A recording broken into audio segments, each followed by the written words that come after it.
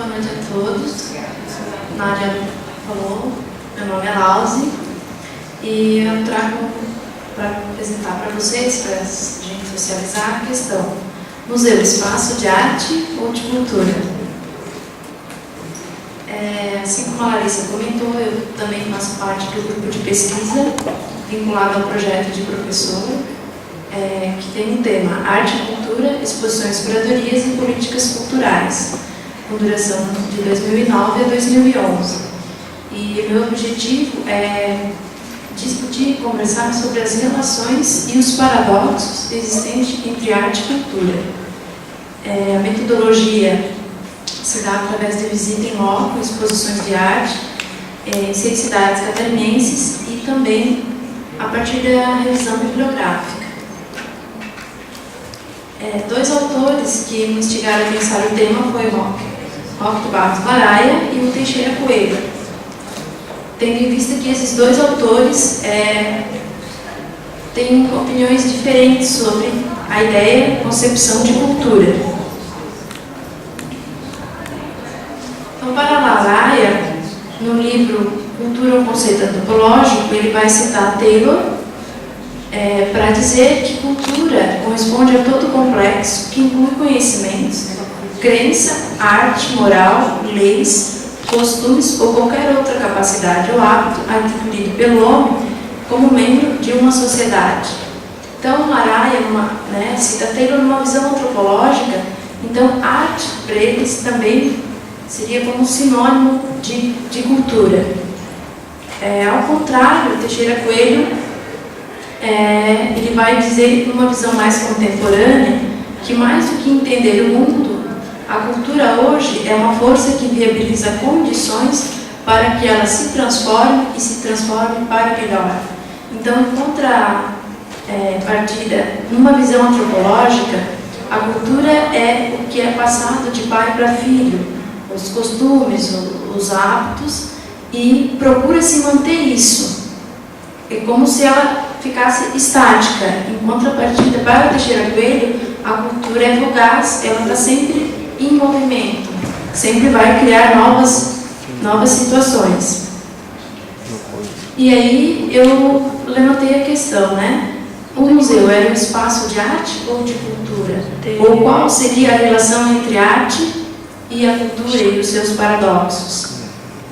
Uma das semelhanças e das relações entre a arte e a cultura é o sujeito fruidor ou produtor de arte, nesse caso o visitante ou o artista, através de uma exposição que pode estar ou não no museu, como a Larissa apresentou, a exposição em si ela pode estar fora, extrapolar o espaço físico do museu.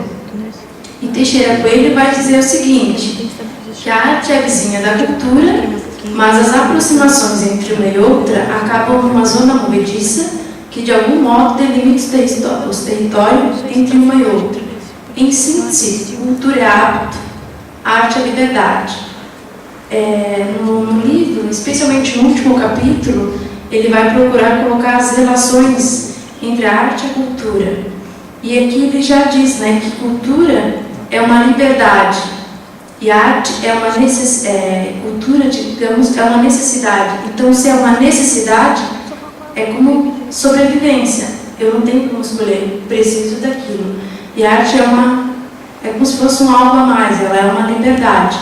E por isso do paradoxo, que apesar da arte estar vinculada a uma determinada cultura, ela ser fruto, isso a gente não pode negar, ela acaba sendo contraditória, ela rompe com isso, com a própria cultura. Por isso que há uma relação paradoxal entre arte e cultura. Nesse slide, eu não tenho o intento de definir a arte, mas eu parti do ponto de vista da etimologia da palavra arte, que é uma palavra de origem latina, que vai falar da mímice, da habilidade, da técnica da transformação de um determinado material, Um escultor que vai lapidar o mármore, o marceneiro que vai trabalhar com a madeira. E como que a arte é vista, então, hoje, em dia nos museus, nas exposições que foram visitadas? Será que ainda ela está nessa concepção da técnica, do domínio? Ou é um ato conceitual, uma intenção, um gesto do artista? Percebeu-se então que nas exposições vistas, né, nos museus visitados, que a arte é um fruto de mentalização, conceito e um gesto de criação do artista. Então, na história da arte, eu busquei 3 artistas que dá para trabalhar com essa linha de arte enquanto ato mental, né? Então, Leonardo da Vinci, Marcel Duchamp e o Luiz Henrique Schwanck. Leonardo da Vinci foi um artista do Renascimento e, apesar de a pintura ainda ser a cavalete, ter uma narrativa do cotidiano, cenas da igreja, ele já dizia que pintura é coisa mental. Então, para além de representar aqueles símbolos, tinha um conceito, uma ideia por trás daquilo, e a gente não pode negar que os trabalhos dele são belíssimos, e aí ele tinha o domínio da técnica, e por trás disso também essa intenção dele, né, de que a pintura também era coisa mental. Então, Rafael e Maquiavel citam Leonardo da Vinci dizendo o seguinte: a mente do pintor deve ser como um espelho, que sempre toma a cor da coisa, que reflete e que está cheio de tantas imagens quantas postas diante dele. A partir desse afrontamento, né, com o trabalho da tela branca, que você vai criando os personagens, vão vindo novos insights, novas ideias e novas relações, então, são estabelecidas. Não é só um fazer pelo fazer, né? E então, um exemplo de um desenho dele, que ele também dessecava os cadáveres. Na pintura a gente vai perceber um domínio da técnica, do esfumato, da luz e sombra, da perspectiva, e isso também tem nos desenhos. Marcel Duchamp, ele vai questionar o que seria a legitimação da arte. Então, numa época em que nas galerias ainda tinha o domínio técnico das obras, da pintura, da escultura, ele vai se apropriar de materiais industrializados, desloca da função primeira dele e coloca na galeria e assina como obra de arte. Então, são os seus handmades. E Júlio Argan vai dizer que o que determina o valor estético já não é um procedimento técnico, um trabalho, mas um ato mental, uma atitude diferente em relação à realidade. Ele rompeu, né, o que vinha sendo feito, então, quando ele apresenta o mictório na galeria, que é um mictório invertido, que é algo pronto, industrializado, e que ele assina. E então, o que está ali é a intenção dele, né? Ele não precisou esculpir ou pintar o mictório. Luiz Henrique Schwanck, ele, numa entrevista na TV RBS, ele diz: hoje em dia, minha obra, eu só penso, eu não coloco mais a mão, eu não executo. É como um arquiteto que constrói um prédio, ele desenha, mas são outros que fazem. Eu penso a obra, mas tem que ter um marceneiro para executar, um pedreiro para fazer os alicerces. Não existe mais a mão do artista, e sim o pensamento do artista. Então, a arte, o trabalho do Schwanck era de um cunho conceitual. E esse trabalho foi um projeto que ele fez o projeto, mas não chegou a executar. Foi feito depois que ele havia então falecido. Mas por trás do trabalho que a gente vê na imagem, tem o pensamento, a ideia do artista, não necessariamente a mão dele para executar o trabalho. E assim como a palavra arte, museu, eu também não tenho essa intenção de taxar, de dizer que é só isso, porque eu acredito que a gente reduz. Assim também como cultura, existem pontos de vistas, e quando a gente for falar, tem que dizer de onde eu estou falando, tem que ter um referencial para a gente ter parâmetro. Então, museu também é uma palavra de origem latina, e eu achei bacana citar a frase de Chagas e Storinos, que eles vão dizer que o museu articula múltiplas temporalidades em diferentes cenários socioculturais, como territórios que propiciam experiências de estranhamento e familiarização, como entes que devoram e ressignificam o sentido das coisas, o museus operam como memória e fazem parte das necessidades básicas do ser humano.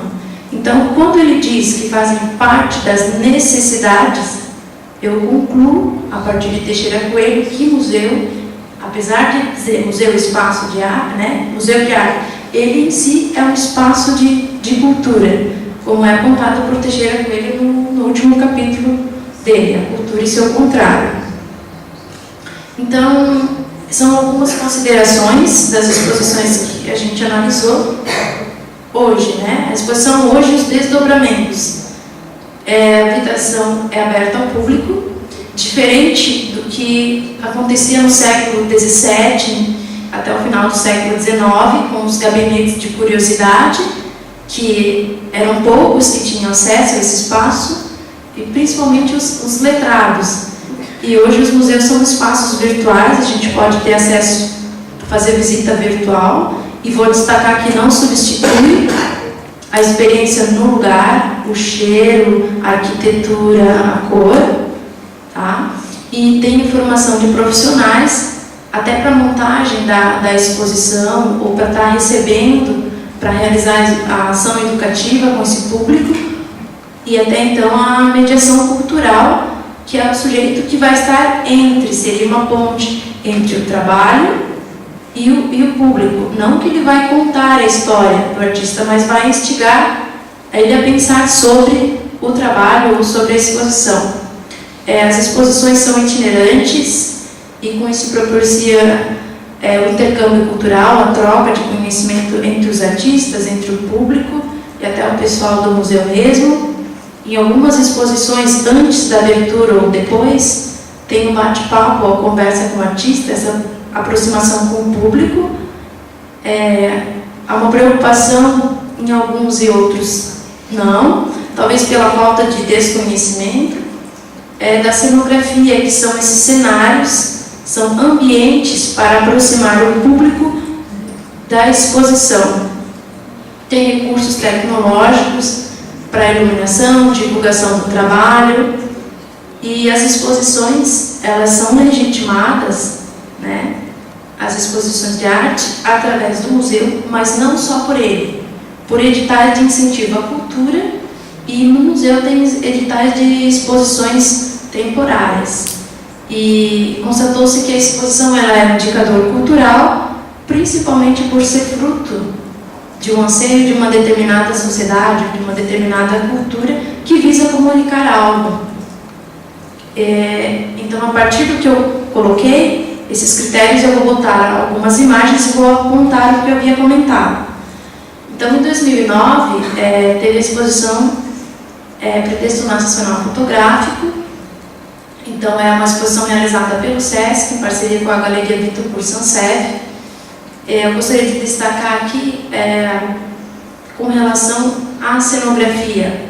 Sveti Rebolo comenta que as exposições de característica moderna, as cenografias ainda têm um espaço branco, para não ter influência. É como se o branco fosse a neutralidade, não tem influências externas. E a gente percebeu nesse espaço, apesar da exposição ser de uma característica contemporânea, o espaço expositivo ainda, com relação à cenografia, possui característica moderna. Salão dos Novos de Joinville foi realizada no anexo do Museu de Arte. Ele foi contemplado pelo edital de incentivo à cultura, né, que é o Sistema Municipal de Desenvolvimento à Cultura, melhor dizendo, que é o SINDEC. Então, selecionou artistas e é uma exposição nacional, então possibilitou também o intercâmbio, a troca entre os artistas. E com relação à cenografia, aqui também, apesar de, com a verba desse edital, criar novos ambientes, que são esses tapumes, essas madeirames brancos no meio das salas, mas ainda assim a cor é branca, né, de característica ainda modernista. Como eu comentei anteriormente, apesar dos trabalhos serem uma concepção contemporânea do nosso tempo, o espaço ainda ele tem uma característica modernista.